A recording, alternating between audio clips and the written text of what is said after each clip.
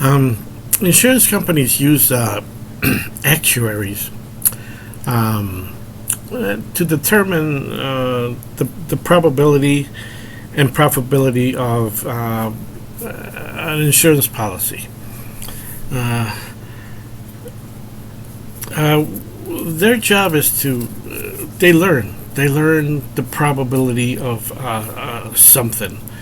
What are the odds? What's the odds of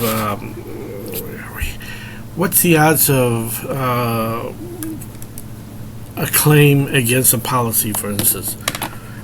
They make these studies, and then after they make these studies, they determine certain amounts, the risks, the profitability, and they have a product.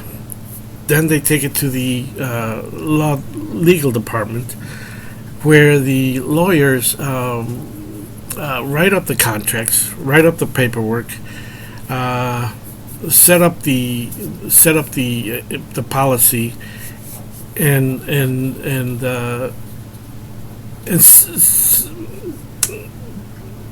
basically start the product going.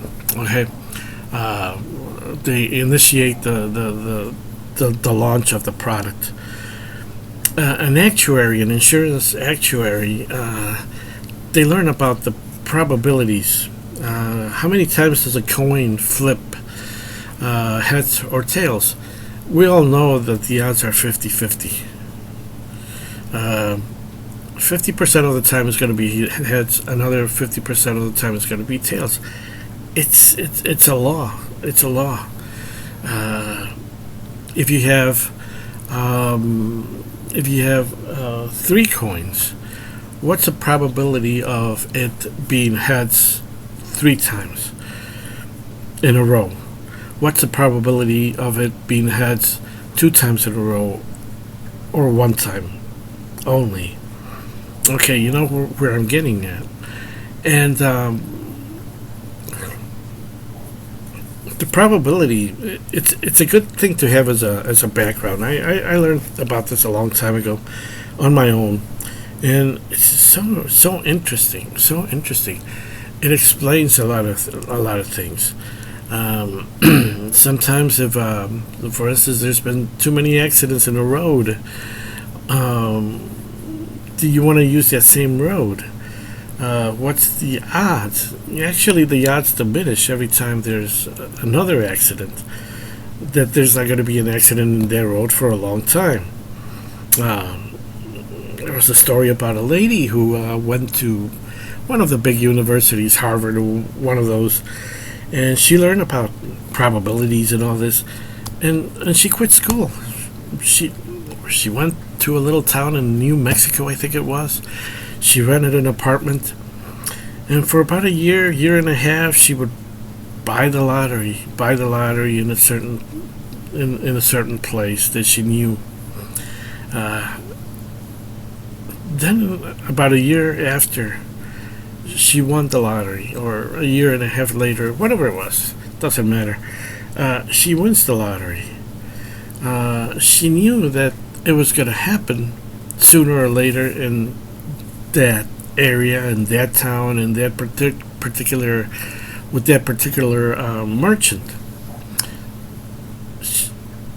And she left, disappeared with a few $1,000,000. And she doesn't have to work for the rest of it. She knew something. And the same thing with these things here. Looking at that chart that I've shown you several times, what's the probability of it going up again? Is there another versus what the markets usually do? And when I saw that, when I started looking at these trusts, and it was after watching Ethan's videos. I was looking at all these VOO, SCHD, and yeah, they pay interest, but it's like, I want something huge. I want something that, boom, it's gonna explode. And I knew crypto. I was in it before, and Ethan was talking about it, and I'm going back to all his videos. This was back in probably like last year. Probably around this time. I might have started looking at his videos, and I just went back and just went through everything. Yeah, it just makes freaking sense. So I bought into him. Probably about October, November of last year or so. Anyways, it doesn't matter. I knew that there was something there. You got a combination of crypto, a certain margin of safety. What's the chances of it not doing what it has been doing before? And if anything, I just looked at this could be bigger than cryptocurrency itself.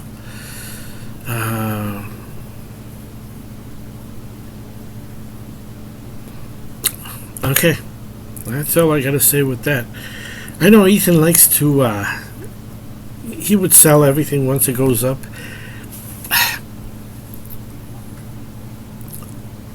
I would not. He has an opinion. I have mine. If I sell, I'm going against all my little rules, but this is a once in a lifetime chance. I don't know. I know I'll keep a lot, and I know that at least only probably like 90% of it is just going to be play money that I can invest, in other things, or just hold on to cash, wait until everything comes down. If it does come down, I don't think so. It's different now. Then again, I don't know. I know Ethan wants to do it over again. Is there another time? So the probability here is there's like a 50-50 chance that it may do that. And once the markets they know about you, they flood in. But then again, it's like, how come they're not flooding in now? This is our little secret. Shh. I don't know. Maybe it is. Maybe this is how you become a trillionaire.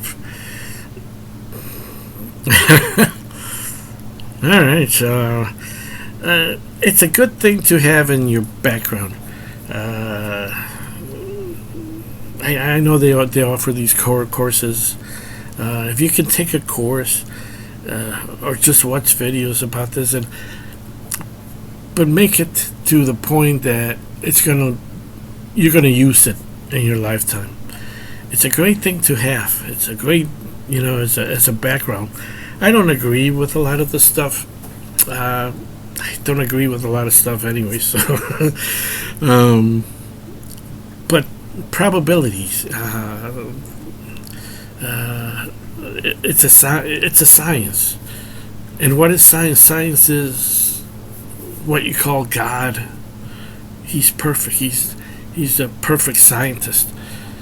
It's just that we can't see him because we have not found the science to say here he is. I have seen him without any science or anything like that. That's what we have inside. We're able to see things. Some of us do, and if you take the time to think about these things, these mysteries, the answers start flowing into you. Don't want to sound like a preaching, but go to Christ, ask Him for wisdom and knowledge. If you do, you'll get it. It's not easy. It's going to trouble you, but at the end you're going to, okay, now I know. Now I know everything. Well, not everything, but I know what's about, why we're here, and so forth. Anyways, I don't want to go on too much on this, but keep that in mind. The probability.